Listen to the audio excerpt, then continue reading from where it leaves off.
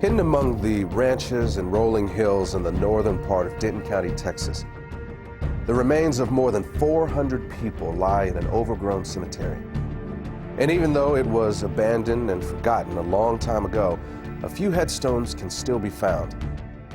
But most of the graves in this place never had a marker to begin with. That's because the people who were buried in them were considered to be property, not much different than a horse or a mule. This is where slaves were buried.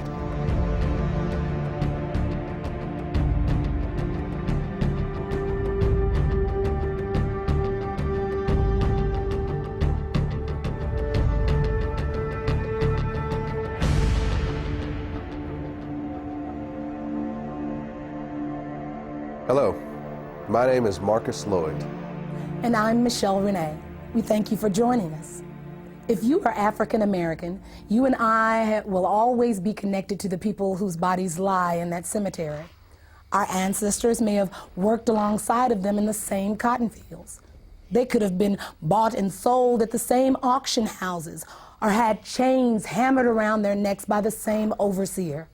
Some of them may have even been hunted down by the same slave catcher or whipped by the same master. For almost 250 years, our people were held in bondage. And today, this period of history has come to be known by an ancient Swahili word. It's called the MAAFA. And it began when the first Africans were shackled to the bottom of a slave ship. But the irony is that it did not end when the slaves were freed. In fact, it hasn't ended yet. And as you're about to see, a hidden racial agenda is keeping the MAAFA alive into the 21st century. What shall be done with the 4 million slaves if they are emancipated? This question has been answered and can be answered in many ways. Primarily, it is a question less for man than for God, less for human intellect than for the laws of nature to solve. Our answer is, do nothing with them. Mind your business and let them mind theirs. Your doing with them is their greatest misfortune. They have been undone by your doings, and all they now ask and really have need of at your hands is just to let them alone. Frederick Douglass, 1862. It is the stupidity of man to think that he can do evil, even some monstrous evil, and it won't have any backlash on himself. But of course, it seldom works that way, and the moment he figures that out, he starts looking for a way to avoid the repercussions of what he's done. This is what happened with slavery. In the early 1800s, as it began to look like the end of slavery might be on the horizon, white America started to be concerned that a day of reckoning was coming. The primary fear for the average person was of retribution and insurrection, and that was a reasonable fear. After all, it's illogical to think that you can do to a whole group of people what was done to African Americans and think that they will just take it lying down forever. And of course, there were things like the Nat Turner uprisings. But for the wealthy elite, their fears went beyond things like insurrection. They were worried about the financial impact. Remember, it was not just the cotton plantations that profited from slavery. Whether you're talking about the banks or the insurance companies, the railroads, even the newspapers, the fact is that almost every aspect of the American economy was at some level or another invested in the slave business. You also need to recognize that for the wealthy elitist who controlled this system, slaves were an asset as long as they were slaves. But at the moment they are set free, they become a liability. And what the elite knew was that the end of slavery would instantly release 4 million people into the economy who had been kept uneducated and effectively unemployable anywhere but the cotton field. And what they were concerned about was that this was going to bankrupt the American economy. Taxes were going to go through the roof to take care of these people. Crime was going to be rampant. The prisons were going to be flooded. There was going to be this population overrun. And in the North, the biggest fear was migration from the South of these black people. The other fear that these people had was intermarriage between blacks and whites would lead to a loss of racial purity. The question was, what were they going to do about it? And their initial thought was that they would just send all the slaves back to Africa. This plan was called colonization, and it had broad support among the wealthy elite. In fact, the American Colonization Society was even funded by the United States Congress. But in the end, colonization proved to be unworkable, and the idea was eventually scrapped. But about that same time, a new philosophy was emerging in the world. It was called eugenics, and for some, it seemed like the perfect solution to what had become known as the Negro dilemma.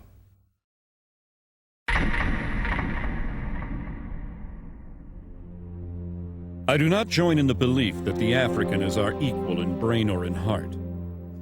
And I believe that if we can, in any fair way, possess ourselves of his services, we have an equal right to utilize them to our advantage. Francis Galton, 1857. Francis Galton is known as the father of eugenics. He actually coined the phrase eugenics. So he believed in trying to increase those he felt were superior in stock and decrease those he felt were inferior. Francis Galton came from a very wealthy family, a family that made its wealth from the slave trade. And what a lot of people don't know is that Francis Galton was a cousin to Charles Darwin. Francis Galton took Charles Darwin's philosophies and ideas and thoughts, and he actually put them into practice, and that's what we know today as eugenics. Eugenics and evolution are related in that they both see what they consider to be the highest form of primate, such as the gorilla, as almost indistinguishable from what they consider the lowest form of human, the African and the Aborigine. At some future period, not very distant as measured by centuries, the civilized races of man will almost certainly exterminate and replace the savage races throughout the world. The break between man and his nearest allies will then be wider, for it will intervene between man and a more civilized state, and some ape as low as a baboon, instead of as now between the Negro or Australian and the gorilla. Charles Darwin, 1890. Charles Darwin is very well known for writing The Origin of Species in the 1800s. This book gave rise to evolutionary theory. What people don't know is that there was actually a longer original title to this book, and that was On the Origin of Species by Means of Natural Selection, or the Preservation of Favored Races in the Struggle for Life. Now, copies and editions that they made afterwards eliminated that phrase about the favored races. Evidently, they understood then that it was politically incorrect. Some may defend Francis Galton because eventually that he rejected slavery, but they do point out that all of his wealth did derive from the slave trade, but also it needs to be known that he, as well as other eugenists, did not reject slavery until after it had ended, and they could not any longer exploit blacks legally. So at that point, it would have been quite easy for he and his cohorts to reject slavery. I think this is a point that we all have to really realize, that the eugenics movement was not invented by the everyday average white American, but by a select group of wealthy white elitists that had often used this ideology to pit all of white America against black America. And so we see that indeed that truly is the case even to this day. Average Negroes possess too little intellect, self-reliance, and self-control to make it possible for them to sustain the burden of any respectable form of civilization without a large measure of external guidance and support. Francis Galton, 1873. Eugenicists believed that Africans were inferior not just mentally, but physically, and that left to themselves, left alone, they would not make it. The problem is, it didn't work. With that failure, the eugenicists moved on to what is known as positive eugenics. In positive eugenics, the eugenicists wanted the white population to reproduce, to have so many children that it overwhelmed the black population. But that didn't work either. Next, they moved on to what they called negative eugenics. They knew that they could not round up all the blacks in the nation and execute them, so they decided to create an environment where they would convince the blacks to severely limit the number of children they were going to have, and thereby commit race suicide.